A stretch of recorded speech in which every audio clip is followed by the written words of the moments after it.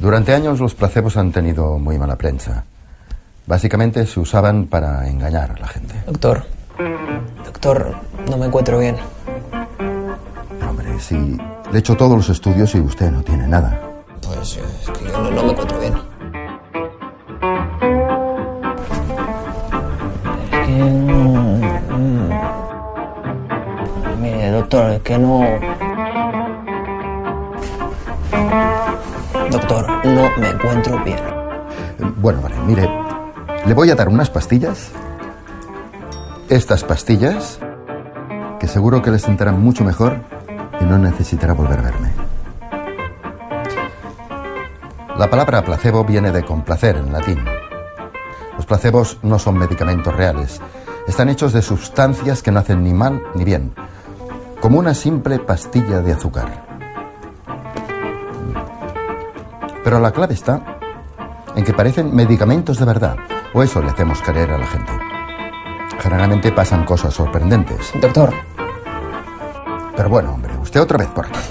Venga a darle las gracias. Las pastillas que me dio me sentaron de maravilla. Profesor Irving, me encantaría charlar un poco sobre todo esto. Empecemos con lo que denominas la teoría de la expectativa de respuesta. Es decir, afirmas o sugieres que lo que esperan las personas es lo que cuenta en realidad. En gran parte es así. No del todo, porque lo que sucede en el mundo, lo que hay allí fuera, lo que ocurre dentro del organismo, todo eso también cuenta. Sin embargo, nuestra manera de ver las cosas, lo que vemos al mirarlas, y sobre todo la manera en la que nos sentimos, depende en gran parte de lo que pensamos que sentiremos, de lo que anticipamos, de lo que esperamos, de lo que creemos. Si anticipas que un chiste será divertido antes de que te lo cuenten, y tenemos pruebas científicas que lo corroboran, te reirás más y pensarás que es más gracioso que si piensas, seguro que no tendrá ninguna gracia. Que un medicamento funcione no solamente depende del principio activo, también depende de si el paciente cree que funcionará o no. Hay muchísimos factores distintos que pueden aumentar o disminuir las expectativas de eficacia del medicamento. El pasado, la situación, las experiencias que uno ha tenido. Sabemos, por ejemplo, que la morfina mitiga el dolor. Sin embargo, si el paciente no sabe que le están dando morfina, si se le administran por vía intravenosa sin decirle, ahora vamos a darte morfina, no resulta tan eficaz. Pierde la mitad de su eficacia. ¿Y esto qué significa? Pues que la mitad de la eficacia de la morfina como analgésico se debe a su composición química, pero la otra mitad tiene que ver con el cerebro, con la mente. ¿Por qué hizo falta tanto tiempo para llegar a una conclusión tan simple como que había que analizar si el efecto placebo era real o no?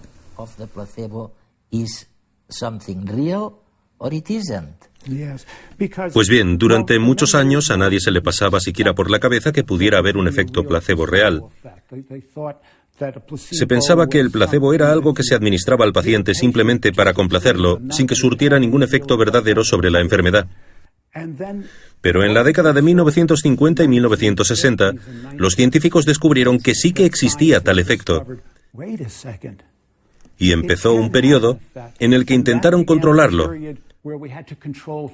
Nos percatamos de que para saber cómo actúa un fármaco, debemos compararlo con placebo. Durante 50 años, durante medio siglo, el placebo ha suscitado interés, pero solamente como una manera de aprender cuál es la eficacia de los fármacos.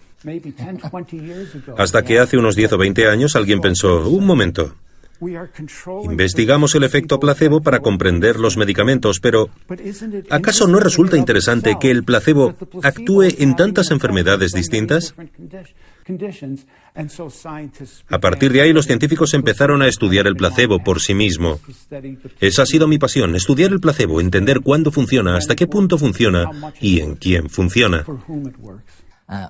¿Por qué? ¿Por qué cuando tenemos un médico que se muestra especialmente atento y comprensivo con nuestro dolor, nos sentimos mejor y nos curamos antes? Se ha demostrado que eso es muy importante. Me refiero a la actitud del médico. Sí que lo es, y hay dos razones que lo explican. La primera ya la hemos mencionado y tiene que ver con las convicciones y las expectativas. Si el médico parece confiado, nosotros también confiaremos en que algo cambiará. Además, hay otra razón que parece estar relacionada con la relación terapéutica. La sensación de calidez y consuelo que obtenemos cuando alguien parece preocuparse por nosotros y que también puede contribuir a que nos sintamos mejor. Ha quedado demostrado en un estudio sobre el síndrome del intestino irritable, en el que se administró placebo a los pacientes de dos maneras distintas. En el primer caso, el médico los despachaba en muy poco rato, de un modo muy neutro, diciéndoles: aquí lo tenéis, forma parte de un ensayo clínico. Con otros, en cambio, el médico pasaba más tiempo y era cariñoso y amable y les escuchaba. Les escuchaba. He aquí algo muy importante. Prestaba atención a lo que los pacientes tenían que decir. Los que visitaron a un médico atento y cariñoso mejoraron mucho más que los otros. El efecto placebo parece magia, pero no lo es. Porque ahora sabemos que el cerebro produce sus propios fármacos. Uno de esos fármacos son las endorfinas. Estas sustancias producen un estado de bienestar y alivian el dolor porque son semejantes a la morfina y a la heroína, a las que se conocen como opiáceos. Alguien con un dolor de muelas puede experimentar una mejora si le damos un placebo. Y el alivio que sentirá será el resultado de la producción de endorfinas en su cerebro. ¿Y cómo hemos descubierto este proceso? Con la ayuda de la naloxona. La naloxona es una droga que anula los efectos de las endorfinas. Resulta que si le damos naloxona a alguien con dolor de muelas y después le damos un placebo para aliviar el dolor, el placebo no servirá de nada. ¿Por qué? Porque las endorfinas generadas por el cerebro después de tomar un placebo no surtirán efecto debido a la naloxona. Y esta es la prueba candente de que el efecto placebo no es magia, sino el resultado de la química neuronal que recién ahora estamos llegando a conocer.